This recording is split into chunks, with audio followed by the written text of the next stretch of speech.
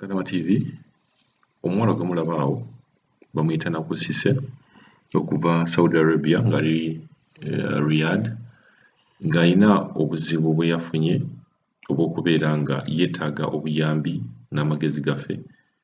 Alina ensonga lwaki yatuuka mu mbeera eyo. Kampani ye tennamuyamba, embassy tennamuyamba, n'abantu be kikwatako tebannamuyamba. So Nakusise agenda tunyumiza embeera ye, kijja kitya okubeera nga omuntu yagenda okubeera nga akolera Abawarabu akomewo musanyu, yeesanze mu mbeera embi era lwaki ali mu kwetaaga obuyambi okumuyamba ave mu mbeera eyo. Katuwulize Nakusise bintu byajja bitya. Amannya gange bampita Nakusise, ndi Saudi Arabia mu Riyadh. Maze ebbanga nga nkaabirira okunziza ewaka kuba nafuna obuzibu mu nnyumba gye nali nkola, najja eno ng'ennaku z'omwezi 25 omwezi gw'Okuminoogumu omwaka ogwaggwa. Nafuna obuzibu ne boosi wange ne bankuba. Bwe baamala okunkuba ne bantwala ku poliisi. Poliisi bwe yandaba embeera gye nalimu n'ebabuuza mumukubidde ki. Ne mbanyonnyola abapoliisi ki kye baali bankubidde, ne baŋŋamba omwana temwandimukubye, mwandimukutte ne mumuzza ku ofiisi ye. Owa poliisi yaŋŋamba genda n'oyo omusajja, ekizibu kyonna ky'ofuna otugambe. Ne ŋŋamba kaale. Nagezaako omusajja gye yantwala nembeerayo omwezi gw'okuna, ogwokutaano n'ogwomukaaga, naye nga nkola mu biyumba bya njawulo. Natuuka obulamu nga tebukyasobola, nga mbuliidinga nnyo sikyasobola kukola. Ne mbagamba bannange sikyasobola kukola, nsaba kudda waka, sikyasobola kukola. Naye nga bwe bankuba nategeezaako mukulu Yasiini owa embassy, n'aŋŋamba agenda kunnyamba. Naye okuva ku olwo bwe nagamba nti ndi mulwadde, ekituufu n'omukadde yandaba nga sikyasobola, ngenda mufaako.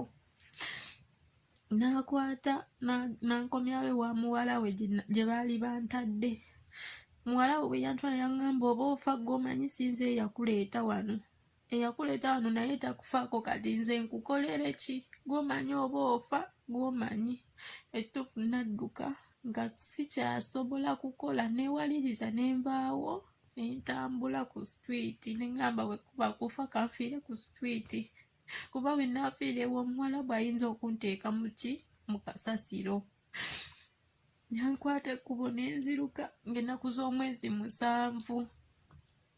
Nadduka mu gw'omusanvu ng'ennaku z'omwezi 5 ne nziruka, poliisi n'enkwata. Bwe yankwata, siponsa wange n'ajja oyo omusajja eyali yanteeka awo.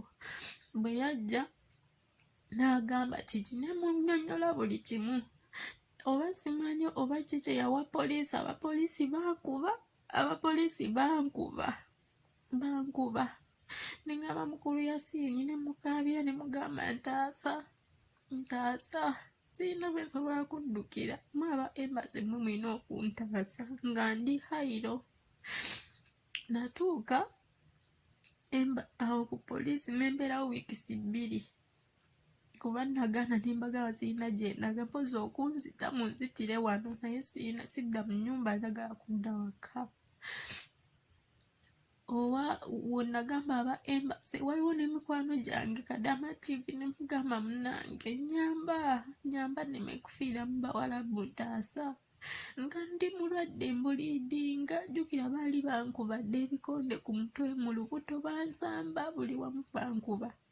Natuuka ekiseera nga embassy egaanye, nga ebya embassy bigaanye, ne banzijawo ku poliisi ng'ennaku z'omwezi 19 ogw'omusanvu, ne bantwala ku deporting center kali awo era hayiro.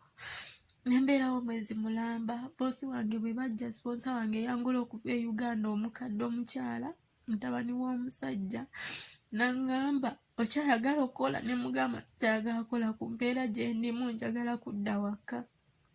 ne basayininga empapula nange ne nsayininga ne bagamba genda ewaka tukutadde, ne banzijawo ne bandeeta e Riyadh ku deporting center bagiyita Hawaani.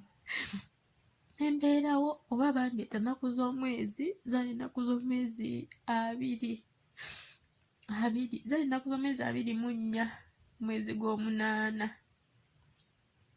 Ne mbeerawo naye ng'abaana abajja be batwala nga Embassy bw'ogibuuza lwaki nze temuntwala waka kiki lwaki nga bagamba bano wooli be balina obuzibu bubabuuza bagamba Embassy. Ne mbeerawo mu confusion nga sitegeera kikigenda mu maaso.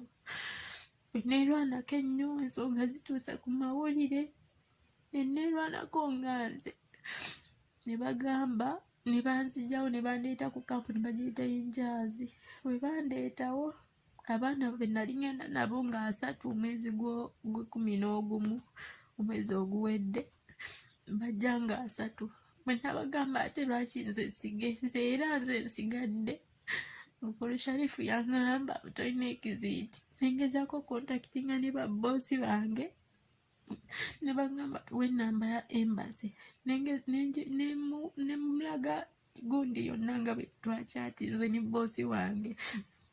Mukulu Sharifu yaŋŋamba ako kantu kati nnyo tekeetaagisa tekeetaagisa boosi wo. Nengamba bwe kaba kati lwaki ate nasigadde nga kantu kati nnyo. Nendwala nalwalira ddala n'ekyenda nekituuka okuba nga kivaayo nga bwe ngenda mu Toyi mpama musaayi nga sikyasobola kweyamba.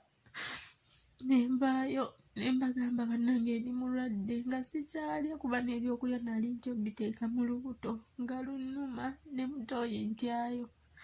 Nendwala ne bwe neegayirira ennyo baŋŋamba kimu tugenda kuzzaayo ku deporting center kuba oli mula bulwadde bwo simanyi ne bayomba awo.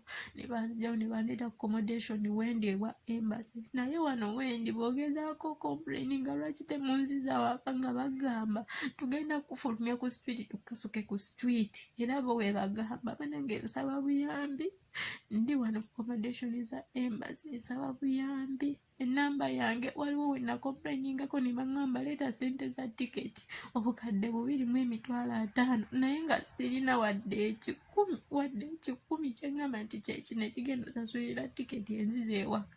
Maze emyezi 7 sikola, ssente za tiketi mba ngenda zijjawa? Era kye nabagamba mba ngenda zijjawa? Naye nsaba buyambi, nsaba kudda waka bannange, ndi mulwadde. Ntya kati n'okwogera nti ndi mulwadde ntya.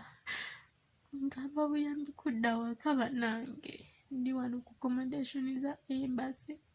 Ennamba yange eri 0710606778. Bannange nsaba kunnyamba, nsaba kunnyamba nzire ewaka.